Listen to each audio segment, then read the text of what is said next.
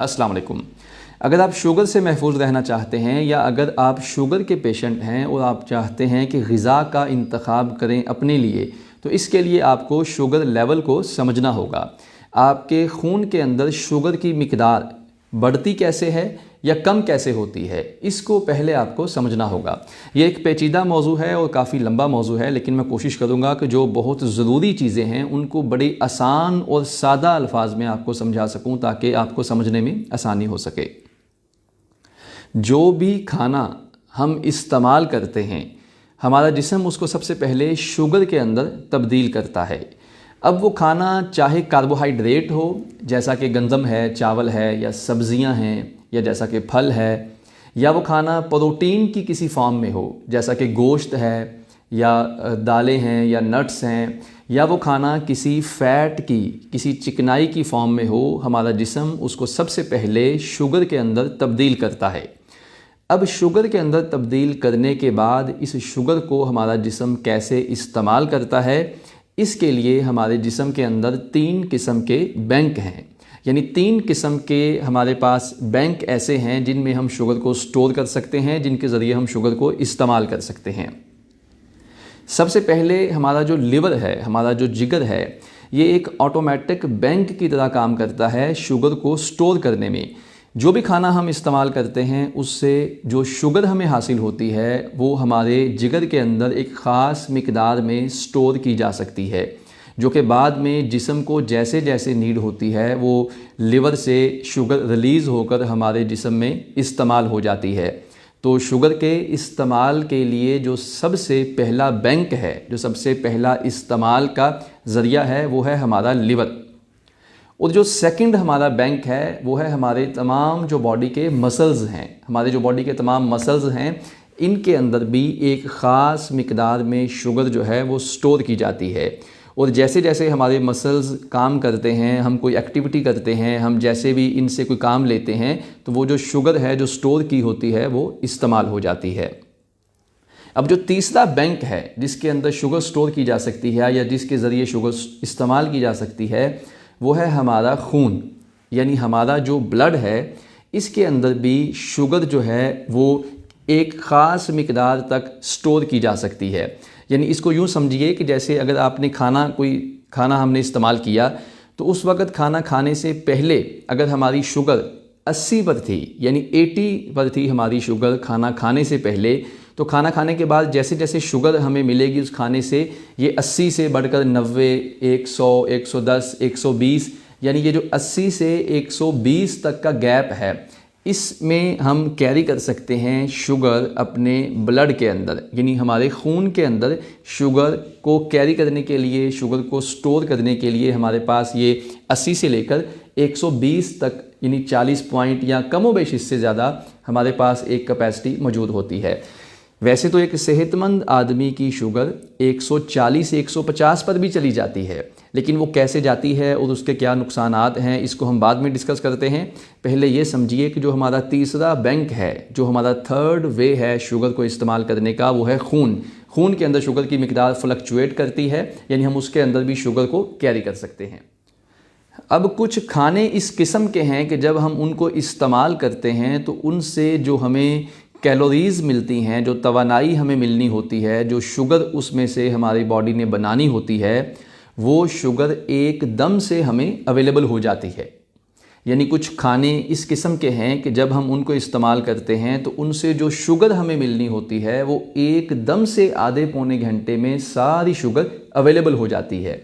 अगर हम ऐसा खाना इस्तेमाल करें जिससे एकदम से सारी शुगर हमें आधे घंटे में अवेलेबल हो जाए, तो उसका फिर नुकसान ये होता है कि हमारी जो लिवर है उसके अंदर एक कैपेसिटी फ़िक्स है कि उससे ज़्यादा शुगर स्टोर नहीं हो सकती। ऐसे ही हमारे जो बॉडी के मसल्स हैं उनके अंदर भी एक फ़िक्स जो है एक एरिया है कि हम इतनी ही शुगर स्टोर कर सकते हैं। लेकिन जो हमारा थर्ड बैंक है, हमारा जो खून है, इसके अंदर थोड़ा फ्लक्चुएट कर जाती है शुगर का जो लेवल है। यानी अगर 80 पर था और हमने जैसे ही खाना खाया, अगर आधे घंटे के बाद उस खाने से सारी शुगर हमें अवेलेबल हो जाती है, तो वो 110, 120 पर जाने के बाद भी अगर शुगर हो तो फिर होता यह है कि ये शुगर 130, 140, 150 यानी उससे ऊपर चली जाती है।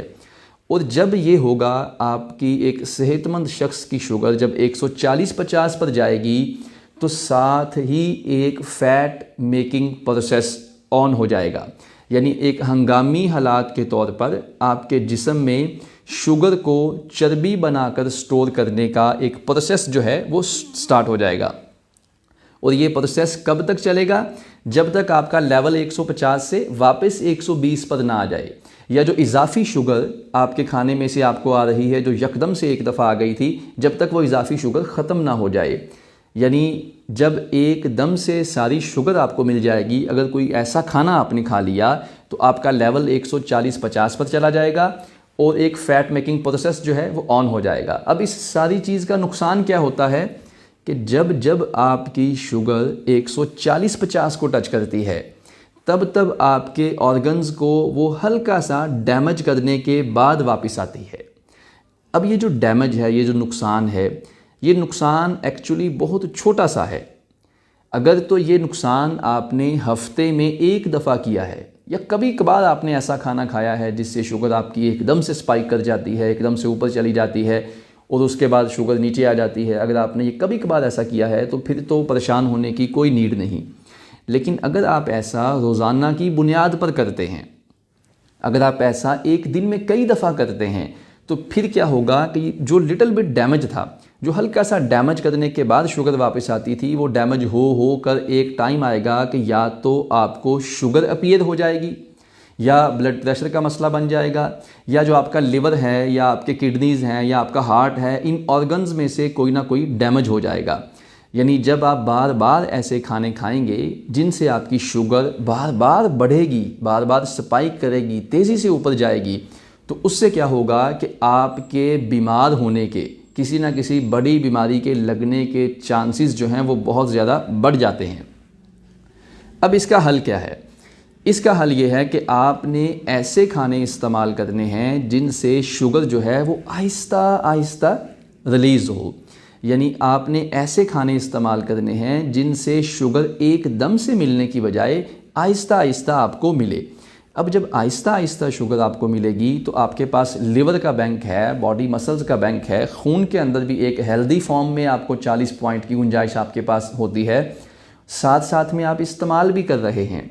अगर खाने से आहिस्ता आहिस्ता शुगर आपको मिलेगी तो आप साथ में इस्तेमाल भी कर रहे हैं और साथ साथ में आपके पास बैंक्स भी मौजूद हैं, तो होगा क्या कि एक आदमी की शुगर कभी भी ऊपर जाएगी ही नहीं। अगर एक सेहतमंद आदमी ऐसे खाने खाए जिससे शुगर जो है वो एकदम से स्पाइक नहीं करती बल्कि शुगर आहिस्ता आहिस्ता रिलीज़ होती है, तो उस सेहतमंद आदमी की जो शुगर का लेवल है वो कभी भी 140-50 पर नहीं जाएगा। यानी वो कभी भी जो शुगर का मरीज़ नहीं बनेगा। लेकिन अगर कोई शुगर का मरीज़ पहले से है, शुगर का पेशेंट है, और वो ऐसे खाने खाता है जिससे शुगर आहिस्ता आहिस्ता रिलीज़ होती है, तब उसको फ़ायदा ये होगा कि उसका दवाइयों पर से इन्हसार कम हो जाएगा। अगर वो इंसुलिन यूज़ करता है तो इंसुलिन की मिकदार कम करनी पड़ेगी, क्योंकि उसका अपने लाइफस्टाइल को चेंज करने से ही इतना फ़ायदा हो जाएगा कि अब उसकी शुगर बहुत ज़्यादा नहीं बढ़ेगी और उसका सेहतमंद होने की तरफ जो है वो सफ़र शुरू हो जाएगा। तो इसलिए खाना ऐसा इस्तेमाल करना है जिससे शुगर जो है वो आहिस्ता आहिस्ता रिलीज़ हो। अब वो कौन से खाने हैं जिनसे शुगर एकदम से अवेलेबल हो जाती है, या वो कौन से खाने हैं जिनसे शुगर जो है वो आहिस्ता आहिस्ता रिलीज़ होती है? तो पहले हम उन खानों की बात कर लेते हैं जिनसे शुगर एकदम से रिलीज़ हो जाती है या एकदम से स्पाइक कर जाती है, ऊपर चली जाती है। तो पहले उन खानों को देख लेते हैं।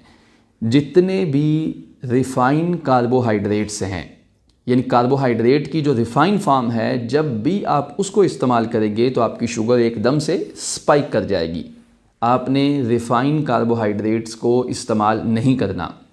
जितने भी कोल्ड ड्रिंक्स हैं या जितने भी जूसेस हैं, जब भी आप इनको इस्तेमाल करेंगे तो ये भी आपकी शुगर को स्पाइक करने में सपोर्ट करेंगे, यानी आपको डैमेज करेंगे, आपकी बॉडी को आपको नुकसान देंगे। इसके साथ साथ जितनी भी आर्टिफिशियल स्वीटनर्स यानी जो चीनी है, जिन जिन खानों में ज़्यादा मिकदार में चीनी ऐड करके आप उनको खाएंगे, वो खाने भी आपकी शुगर को स्पाइक करेंगे। अच्छा, ये जो 3 किस्म के खाने थे, ये आपको पहले से भी गैस होगा कि इनसे हमारी शुगर स्पाइक हो सकती है, ये हेल्दी नहीं है।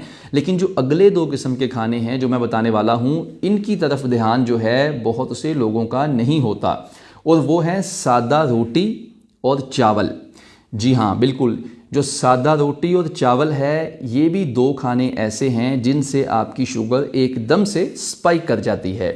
आप इसको चेक कर सकते हैं, बल्कि इसको चेक कीजिए।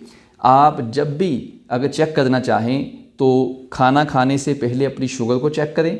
अब मिसाल के तौर पर अगर आपकी शुगर 100 थी उस टाइम खाना खाने से पहले, तो आप सादा रोटी को कंज्यूम करें या चावल को कंज्यूम करें। अगर आप चाय साथ में लेते हैं तो ले लीजिए, अगर नहीं लेते तो ना लीजिए, चाय से फ़र्क नहीं पड़ेगा।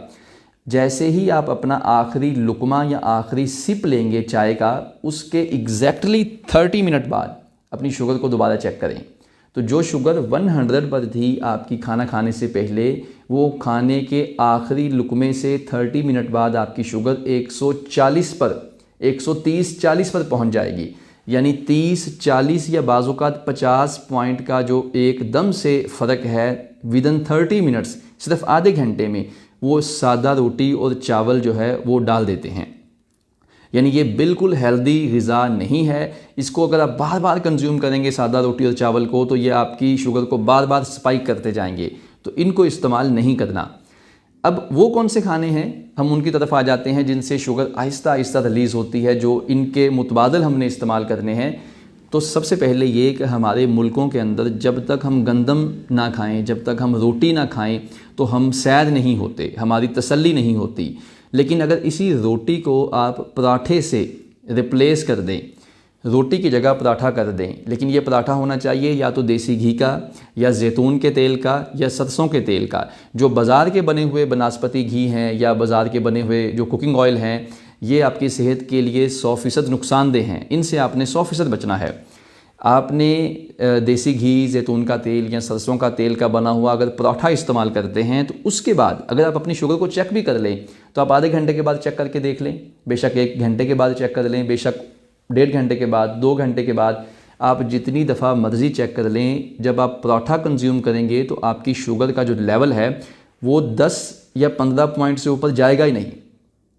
और उसकी वजह क्या है कि पराठे से आहिस्ता आहिस्ता शुगर रिलीज़ होगी। जब आहिस्ता आहिस्ता रिलीज़ होगी तो वो साथ साथ में इस्तेमाल भी हो जाएगी, आपके पास बैंक्स भी हैं और साथ में यूज़ भी हो जाएगी, तो इसलिए आपकी शुगर स्पाइक नहीं करेगी। और जो दूसरी किस्म है वो है फ्रूट्स की। जितने भी फ्रूट्स हैं, ये जब आप इनको इस्तेमाल करते हैं फ्रूट्स को, तो ये आपकी शुगर को ऐसे स्पाइक नहीं करते जैसे सादा रोटी या चावल स्पाइक करते हैं। अगर आप शुगर के पेशेंट हैं तो आप ज़्यादा मीठे वाले फ्रूट जो हैं उनसे इज्तनाब करें और दूसरे फ्रूट्स इस्तेमाल करें। लेकिन अगर आप ज़्यादा मीठे वाले फ्रूट भी इस्तेमाल कर लें तो वो भी आपकी शुगर को उतना स्पाइक नहीं कर सकते जितना एक सादा रोटी या चावल स्पाइक करते हैं। तो ये फ्रूट कब मुफीद हैं? जब तक इनके साथ सादा रोटी या चावल को जमा ना किया जाए। अगर आपने इनके साथ सादा रोटी या चावल को जमा कर लिया तो वो फ्रूट्स की जो कैलोरीज़ हैं या जो शुगर उनसे मिलनी थी वो तो आहिस्ता आहिस्ता रिलीज़ होगी, लेकिन जो सादा रोटी या चावल से आपको मिलनी थी वो एकदम से मिल जाएगी, तो वो डैमेज जो है वो आपको साथ में हो जाएगा। इसके बाद जो प्रोटीन की जितनी भी फॉर्म हैं, जैसे गोश्त है, मुख्तलिफ़ किस्म के दालें हैं, नट्स हैं, अगर आप इनको इस्तेमाल करते हैं तो इनसे भी आपकी जो शुगर है वो स्पाइक नहीं होती, इनसे शुगर आहिस्ता आहिस्ता रिलीज़ होती है। इसके बाद जो सालन है हम घरों में इस्तेमाल करते हैं, अमूमन सालन के तौर पर हम सब्ज़ियां इस्तेमाल कर रहे होते हैं या गोश्त की कोई फॉर्म है या दालें हैं। सालन कोई भी होगा ये सेहतमंद है, हेल्दी है, कब तक? जब तक इसके साथ सादा रोटी को जमा ना किया जाए। ये कब तक हेल्दी है? जब तक इसको बनास्पति घी जो बाज़ार में मिलते हैं या जो कुकिंग ऑयल बाज़ार से मिलते हैं उनसे अलग जब तक करेंगे तब तक ये हेल्दी है। यानी आपने सालन के अंदर जो चिकनाई इस्तेमाल करनी है वो या तो देसी घी इस्तेमाल करना है या जैतून का तेल या सरसों का तेल। इनके अलावा आपने दूसरी जो चिकनाइयाँ आर्टिफिशियल हैं उनको इस्तेमाल नहीं करना।